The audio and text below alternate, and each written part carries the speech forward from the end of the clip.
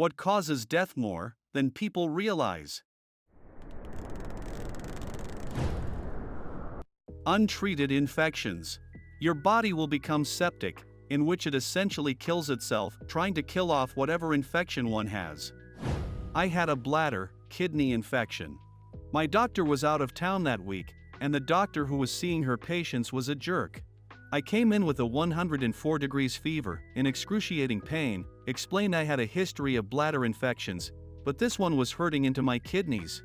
Explained that typically, I was given a sulfur-based antibiotic that always seemed to do the trick. He very condescendingly explained to me that a sulfur antibiotic wasn't what I needed. He gave me a Z-Pack and told me I would be fine in a few days. 4 days later, I came back and still barely able to walk. I explained that the Z-Pack wasn't helping, and I was still unable to walk, pee comfortably, and I had, according to my parents whom I was staying with, been incoherent with a fever of 105 degrees several times. He gave me another Z-Pack and told me I would be fine. I asked him if there was any chance of something for the pain, and he told me I didn't look like someone in pain to him. I went home. My regular doc was going to be back the next day. I went in to see her, explained the situation. She gave me a shot of antibiotic and steroids on the spot. Took blood, and later found out I was in early stages of sepsis. She sent me to the hospital to have 4 antibiotics and fluids, came to check on me, brought the other doctor and told him in front of me, "This is what you did because you didn't listen to what the patient was telling you. How could you not see she was very ill?" I got better, and I never saw the other doctor again. He just disappeared. Your usual doc is a saint, and this imposter is a piece of shit. What a horrifying take, so sorry, and glad you pulled through it. My dad died from strep throat that went septic and into his blood. He thought he just had a really bad sore throat, like everyone else in February in the Midwest always has. He died an unimaginable painful death that started from a scratchy throat. Tripping. On average, around 17,000 people a year in the US die from injuries incurred after tripping and falling. So, I didn't die, obviously, but I tripped on a curb and broke my ankle in such a way that the orthopedics doc compared it to a severe skiing injury. A curb. In a similar vein, being drunk near large bodies of water and falling in. My husband is a first responder and we live in a coastal city. He said it's quite common for people to have too much to drink, wander over to the water's edge to take a piss, and fall in. If there's a big drop-off and no railing, once they start going over they're done for. The water is very cold here, especially lake water at any time of year or ocean water in winter, and if they're drunk enough to fall in the water in the first place, they're usually too drunk to self-rescue before the cold renders them unable to stay afloat or swim to safety. Driving while sleepy. I had one very close call when I was younger, and it scared the shit out of me. I was at a party, sober, and my fiancée wanted to leave. I wanted to stay and just sleep there, because it was over an hour away.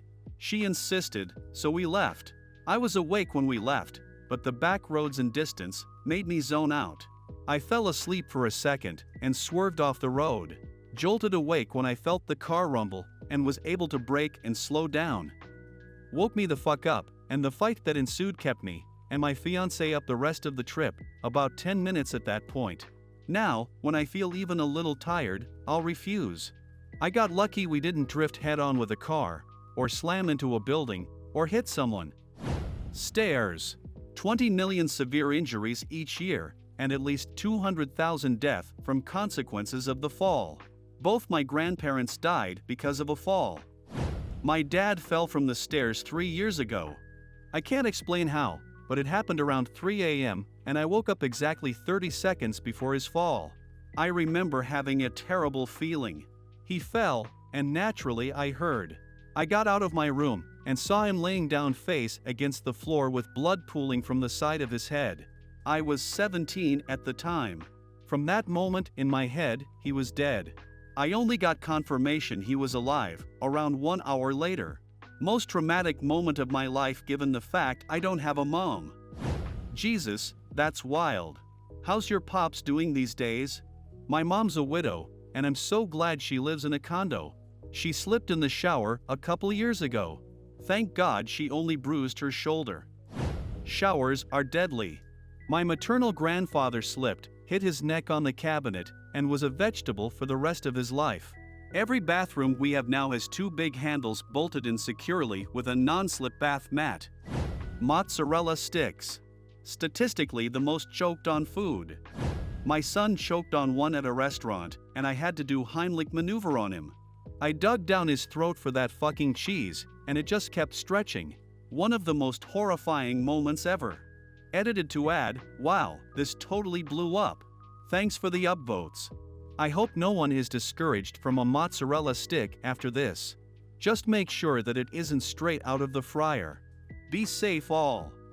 I work at a restaurant, and my coworker literally just puked after choking on one like not even 2 minutes ago. Such visceral memories of being at Pizza Hut as a kid and pulling a long piece of cheese back out. The cough followed by the panic pull, and the somewhat forced smile and, yeah, I'm okay, while a few tears roll down the cheek. High blood pressure. It sneaks up on you, and you don't know about it, or don't care, but it's the underlying cause of so many deaths. I monitor mine for this reason. I'm young and work out several times per week, eat okay, but I still have borderline high blood pressure. Definitely scares me. The real danger here, all symptoms of high blood pressure are considered minor, such as frequent headaches, until it's done severe damage. Only way to tell is to keep it monitored regularly. Edit, I've been asked questions about what to do about high blood pressure, but I'm no doctor. I happen to know a thing or two, due to having an interest in anatomy, and my wife developing preeclampsia during labor, having her blood pressure around 185 to 130 plus for several hours. Now almost 2 years later she's on permanent medication which helps. She's barely for headaches anymore, but still recovers from the whole ordeal. Don't think too lightly about getting pregnant, becoming a parent. Infections that are left untreated. Sinus infections can kill you if left untreated and can last for months without proper treatment. Untreated dental problems. A cavity left untreated can lead to heart attacks and strokes. I struggle with this myself, so do my siblings, so did our parents. Depression, poverty, and shame are the hurdles regarding dental neglect. Stress. Your body can only handle so much of it, and it's labeled the silent killer for that reason. With your high blood pressure and the 5 hours of sleep a night, because of the stress, it will creep up on you sooner than you think. Influenza. Just regular old flu. Many people ignore it, thinking it will go away on its own. Globally, the number per year is usually between 300,000 and 500,000. In the US, it can be anywhere from 12,000 to 50,000 per year. It doesn't help that a lot of people will say they have flu when it's just a bad cold. My worst experience was when I caught it in my teens. I was living with my parents, and after a while I was so weak, I could barely even get up to go to the bathroom. My mom wheeled me through on an office chair. People don't appreciate how severe flu can be. Yes. The last time I had influenza, I made it to an urgent care, and the nurse took one look at me and hustled me into a room and slapped a mask on me. I was dangerously low on oxygen, and bless her for whatever was in that nebulizer, it felt like heaven. I was really, really sick. Influenza is not the same as a cold. Shoveling snow. I have 2 family friends pass from heart attacks associated to shoveling the snow. Seems dumb for people who live where it's a part of regular life for 6 months a year, like me in Alberta, and I never thought about that until my dad had a heart attack while shoveling. Is it just from physical exertion? Combined with the cold. Cold raises blood pressure and makes muscular exertion more energy intensive than normal temps. Extreme heat is bad too, obviously. And yeah, it's a heavy workout, and a lot of the people who have heart attacks doing it probably don't do such strenuous exercise often. Street fights. You watch some Hollywood blockbusters and some MMA fights, and you think you can do it too. I've seen stories of a guy minding his own business and gets rocked on the side of his head.